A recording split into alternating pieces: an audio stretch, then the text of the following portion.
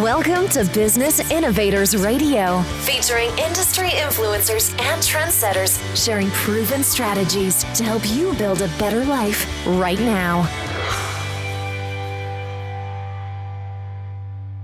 Hello and welcome to Business Innovators Radio. I have Kendra Capalbo with me today. She is an incredible woman. She's a sex and relationship expert, and she's here with us today to talk about what she experiences in her line of work and to give advice to anybody listening today. Hi, Kendra. Hi. Thank you so much for having me. I'm so excited to have you on. So tell us more about who you are and what you do. So I am a couples therapist. I have training specifically in couples therapy as well as in sex therapy. In my sort of day-to-day work, I do therapy. I meet with couples and really kind of look at, the issues that maybe are going on in their lives. It's usually kind of crisis-oriented. And now I'm sort of branching into a new venture of trying to help couples before they're at the point of needing a therapist, a little bit more relationship coaching with more of a proactive versus reactive feel to it. I really like that. And it makes so much sense, because why wait until something's broken to be able to enhance it? What was your idea behind that? So I just started noticing that, especially with my particular clientele, I see a lot of infidelity. And over and over again, I would hear from these couples how, they thought their relationship was solid. They thought it was good. But then when we start to kind of dig a little bit deeper, there were little cracks. They were drifting apart. They weren't prioritizing the relationship. And it really just got me thinking, is there a way of trying to reach people before they're at that point?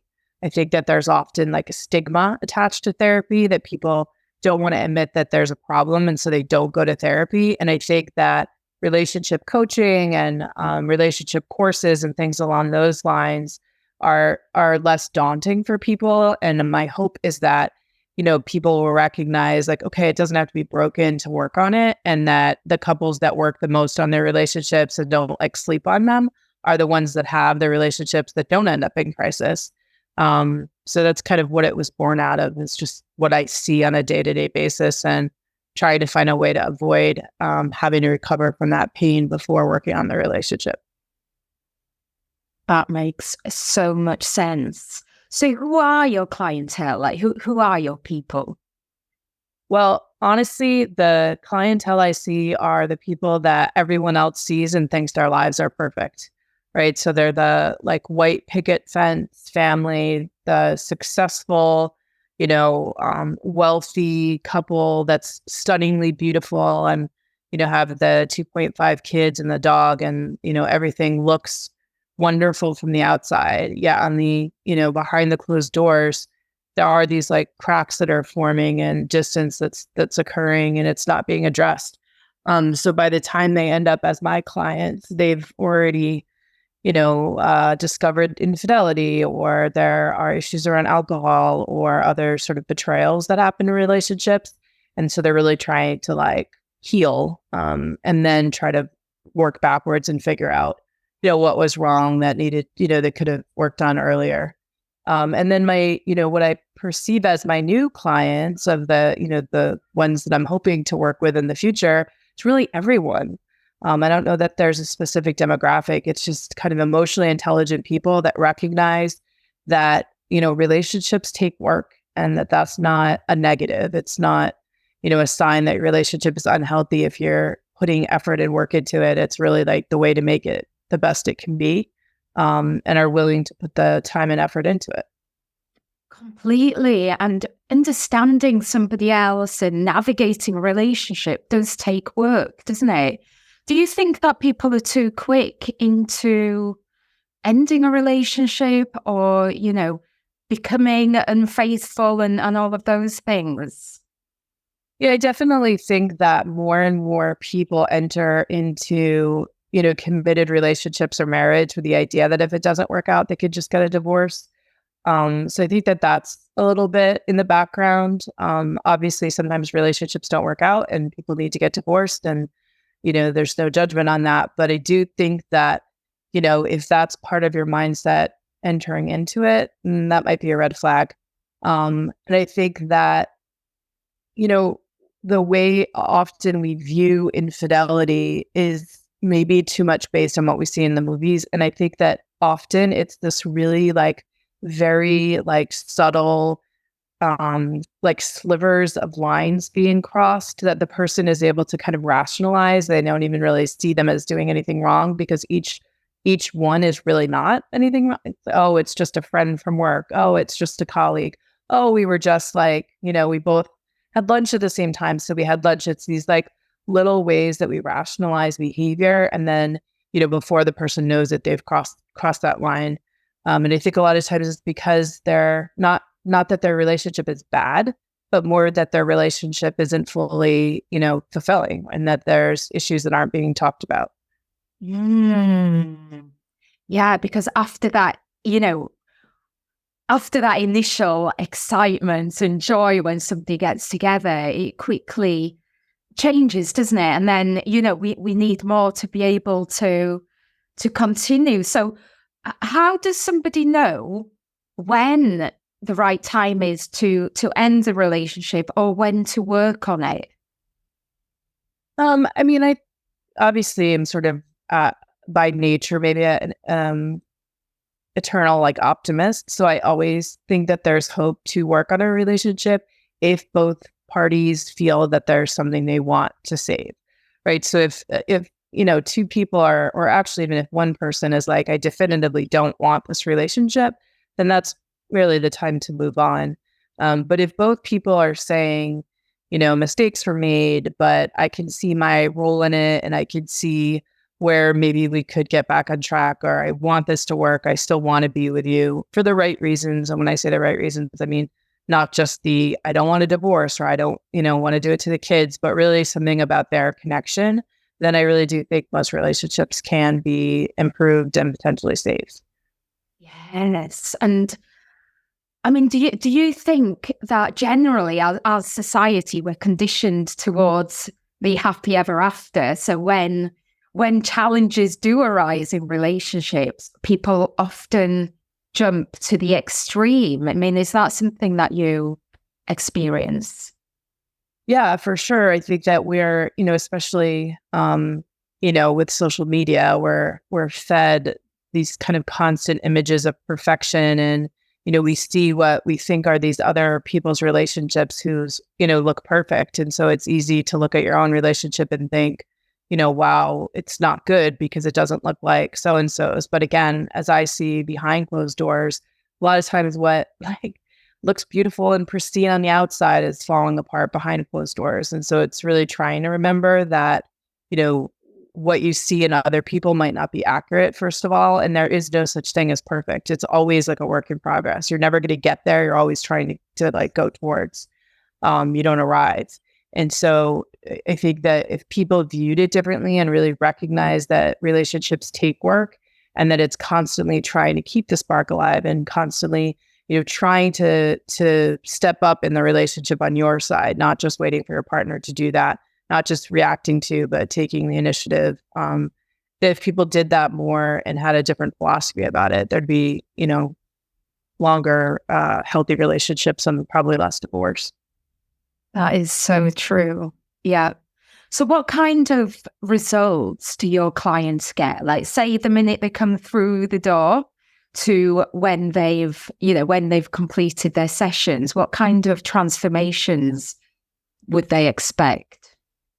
Well, with this therapy, these are not my words, these are the client's words. A lot of clients have said that their relationship is in a better place after therapy than it was at any other time in their relationship, including before the affair. There's a little bias to that in the sense that obviously the couples I'm seeing are couples that have already decided once the affairs happened that they want to work on the relationship. Otherwise, they wouldn't be in therapy. So there's a whole other group of people that an affair happens and they just split up and never go to therapy. So there's already kind of a, you're working with a group of people that are already a little bit committed to trying to make it work. They already have that eagerness to them. In terms of with the coaching, what I would hope that clients would get out of it is just, a feeling of a stronger relationship, feeling more connected and feeling like they have the skill set to be able to bring things up as they arise so that they don't create resentments. Really to learn how to communicate their needs better.